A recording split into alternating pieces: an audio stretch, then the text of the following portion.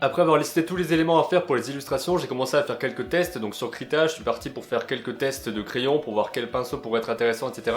J'ai encore du mal à définir, est-ce que je fais un rendu qui sera très crayonné, donc avec plein de petits traits partout, un rendu qui sera plus peinture, un rendu qui sera plus contraste blanc et noir. Je pense partir sur un contraste blanc et noir, un petit peu comme j'ai fait sur les gélules que vous pouvez voir juste ici. Avoir un côté brut, un côté illustration comme au marqueur, mais en mettant quelques touches de couleur. La touche de couleur principale sera évidemment le rouge. Je pense que ce sera d'ailleurs la seule touche de couleur parce que la gélule rouge a vraiment une place importante dans l'histoire, c'est même le titre du livre. Donc je vais juste mettre le rouge comme couleur et sinon tout le reste ce sera du noir et du blanc et du contraste entre ça. Donc la question c'est, est-ce que je mets seulement du noir, seulement du blanc? Enfin plutôt seulement du noir et blanc, parce que seulement du noir ou du blanc, ça donnera pas grand chose. Ou alors est-ce que je joue aussi sur des valeurs de gris? Donc je pensais faire par exemple des valeurs de gris par rapport à tout ce qui est profondeur, pour mettre, lorsqu'il y a un décor ou ce genre de choses, mettre moins d'opacité, plus on va vers l'arrière-plan. Ce qui me permettra d'avoir une sorte de contraste et d'avoir des valeurs intéressantes, mais pas forcément de mettre sur un visage ou sur un personnage plein de nuances de gris et de blanc différentes.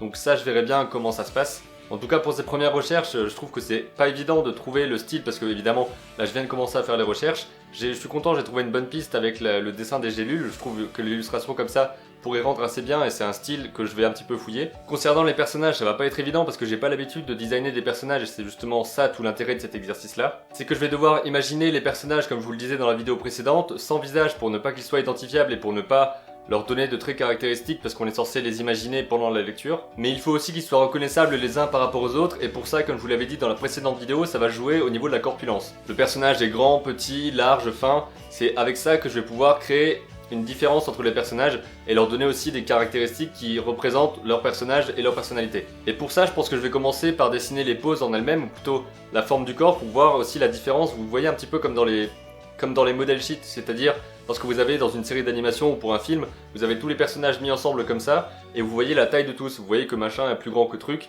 et vous voyez comme ça leur différence de taille et de corpulence. Donc je vais faire peut-être ça pour les personnages principaux, pour voir un petit peu quelles pourraient être les différences entre eux. Je vais observer des personnes pour pouvoir avoir l'anatomie correcte, ou en tout cas quelque chose qui ressemble à quelque chose, et pas forcément des personnages comme je le fais d'habitude qui sont assez déformés, il n'y a pas vraiment de respect de l'anatomie, et là j'ai envie d'avoir quelque chose de plus propre et de plus correct, parce que c'est pas censé être des personnages complètement stylisés, ils sont censés être, on va dire, semi-réalistes. Donc par rapport à leur illustration, je vais essayer d'avoir des anatomies qui soient correctes au niveau des proportions notamment.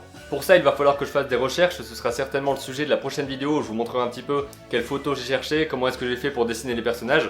Donc là aujourd'hui, je vous ai montré comment est-ce que j'engageais les recherches graphiques, comment est-ce que je commençais à faire quelques croquis, à imaginer les personnages. Pour l'instant, il n'y a pas grand chose, mais vous pouvez voir qu'il y a une piste qui s'est dégagée avec les gélules rouges. Et c'est comme ça que je vais réussir à faire les illustrations correctement, c'est-à-dire en creusant, en trouvant un style qui corresponde à l'histoire racontée et aussi à ce que je veux transmettre à travers les images. On parlera évidemment de tout ça dans de prochaines vidéos, j'espère que celle-ci vous a plu, n'hésitez pas à mettre un j'aime juste en dessous et à la partager si vous pensez que ça peut intéresser d'autres personnes. Je vous retrouve demain à 7 h pour la prochaine vidéo, et d'ici là comme d'habitude, créez vos images et racontez vos histoires.